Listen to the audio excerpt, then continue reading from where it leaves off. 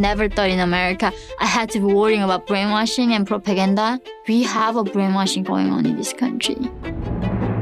My name is Yeonmi Park, and this is my story. I was born in North Korea, and I escaped when I was 13 years old. I did have one older sister, and I had 2 loving parents. But in North Korea, there is no word for love. So my parents never told me that they loved me. The first thing my mom told me as younger was, don't even whisper, because the birds and mice could hear you. We never knew who was a spy, how they were watching. When I was 8 or 9, my father was arrested by the regime, accused him that he was engaging in trading. He initially sold rice, dried fish, sugar, clocks, and then later he sold metal. Because of that, he got punished and he was sentenced to more than 10 years. Growing up as a child, seeing dead bodies on the streets, that was my daily routine life. So, we go to river, we don't have the running water, we have to go river to bathe, drink the water, wash our clothes, but then this dead bodies floating by, it doesn't even bother you. That's something you have seen every day and you drink the river water. North Korean people, if we eat breakfast, we don't think about, what I'm gonna do, how I'm gonna improve my life. If you find lunch, you're like, okay, how I'm gonna find dinner. All we are thinking every single second is, I'm hungry. How do I eat? My grandmother died from malnutrition. My uncle died from starvation. So they were purposely letting us die. You do not own yourself in North Korea. You are owned by the state. Regime decides what we read, what we watch, what we listen to, how we even dance. They control how you move your body. You do not have freedom for your haircut even. You do not get to decide what you wear. So if you wear your jeans, you go to prison. Because jeans are the symbol of capitalism. Literally, people get executed, by reading a Bible. And that's how, real life is for North Koreans. The only reason I escaped was, luckily I was living in the border town of North Korea. Literally North Korea is the darkest place on earth. We do not have electricity. So I was able to see some electricity coming from China. And that's when I thought, maybe if I go where the lights were, I might be able to find a bottle of rice. But there's guards with machine guns. They put the highly electrified wire fences, seal the entire border. So the entire country became a concentration camp. But luckily, my sister who escaped left me a note saying, go find this lady, she's gonna help you to escape. So I found the lady, and she bribed the guards on the border. I took my mother with me. I told her to come with me to China. So I crossed this with one young man, and my mother and myself, 3 of us crossed the frozen river into China. We met the Chinese broker, and then said that I want to have sex with her, like me. I did not even know what sex was. There was no sex education in school. So obviously I don't even know what rape was. And of course my mom is she's a child. And then she offered herself. So he raped my mom in front of me. It's just unbelievably horrible, and that was my introduction to sex. And then they invited to another human trafficker to buy us. I was confused, how do you sell human? I thought we only sell puppies. What do you mean you sell me? I'm a human being. They sold my mom for less than $100. And then they sold me separately because I was a virgin. So they sold me less than $300. So right now in China, due to one-child policy, there are 40 million Chinese men cannot find women to marry them.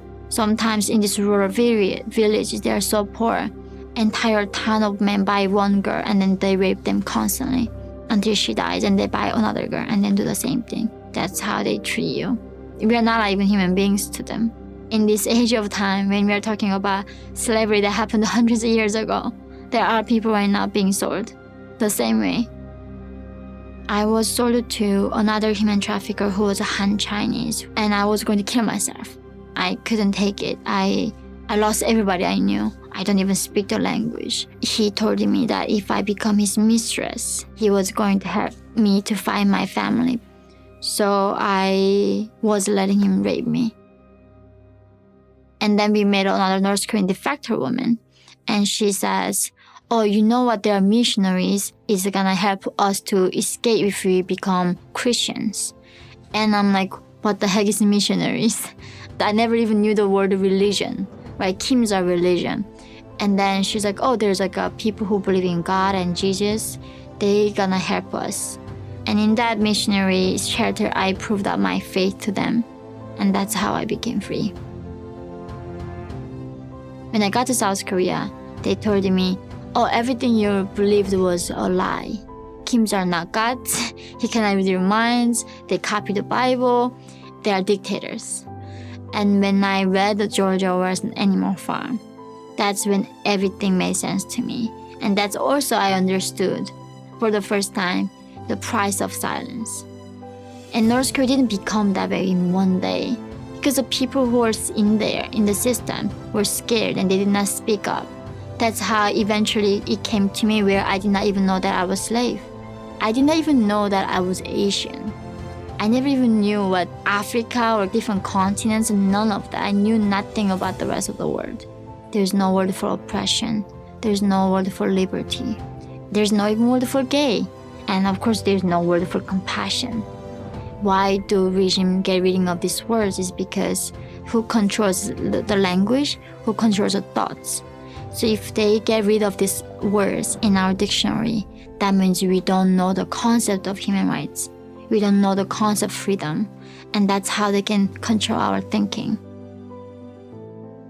You know, America was like our sworn enemy, that I had to kill them if I see them. And they told us that Americans are cold-blooded and monsters. I was like so scared to come to America, thinking like I'm going to this like enemy's land. They're gonna eat me alive, right? And then as I landed Houston airport, these people were just like holding their children, eating chips and burgers and smiling. Like this is only American thing. When you go take the picture, Americans put the biggest smile in the world. When you see that, like you don't even need a textbook tell you that Americans are not bad. When I came to this country and like stepped on the land, I just felt the spirit of justice. This is the only country that I did not face racism. This is the only country that I accepted as who I am. So in 2018, I gave birth to my son, and there was a birth certificate came out like 2 days later or something. So literally, mother was like North Korean, father was American. In freedom, only North Korean and American can have a baby together. I was so grateful. I was like, the best thing that I could have given to him is that American citizenship. So I went to Columbia University, lived in New York, and most of them are like left. Every single class at Columbia, the conclusion was America was founded upon an idea of racism and bigotry and slavery. The only way we can fix it is tearing down the US Constitution and tearing this down country and rebuild the socialist paradise on top of that. And this is what being fed to American minds every single day. There's no room for debate. And that was a propaganda and brainwashing machine. And when I hear about them supporting socialism, of course my reaction is, have you not learned anything from history? If something failed like 3 times, by that time we should be learning something and like, okay, let's move on. This thing is really not gonna work. But no, it's somehow with the left, they think it didn't implement it correctly. So why don't we do it again here?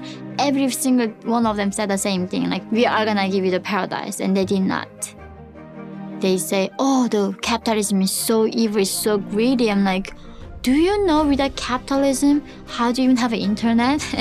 How do you even have electricity like without capitalism? Do you know like your clothes that you're wearing? Because of the free market that we have all of this. South Korea was the poorest country. When they adopted the US democratic system, they copied it literally. They became the Asian tiger. The GDP difference between North Korea and South Korea is a 40-time difference. One is the 11th largest economy in the world. And the other country do not even have electricity in this 21st century. Same potential, same history, same people. Under the 2 different systems, one is communism, one is capitalism. What happened? They say, we don't have electricity because of American bastards. We don't have rice because of American bastards. We die because American bastards. Every single problem comes down to blaming somebody else. Blaming the system, blaming history, blaming the constitution. Because of white men, there was a slavery. Because of white men, that women are like being treated unequally. Because of white men, that we have climate change. I mean, like, it's not about something about you that you want to fix. And this is exactly North Korea does. I am also fighting for my freedom of speech. I get censored on YouTube and Twitter because I talk about China. And never in my life I thought, in America, I had to fight for freedom of speech. Even in America, the freedom is not guaranteed. And it's slipping away every single day. I just hope it's not too late to fight back.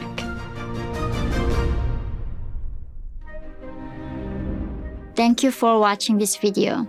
To keep PragerU videos free, please consider making tax-deductible donation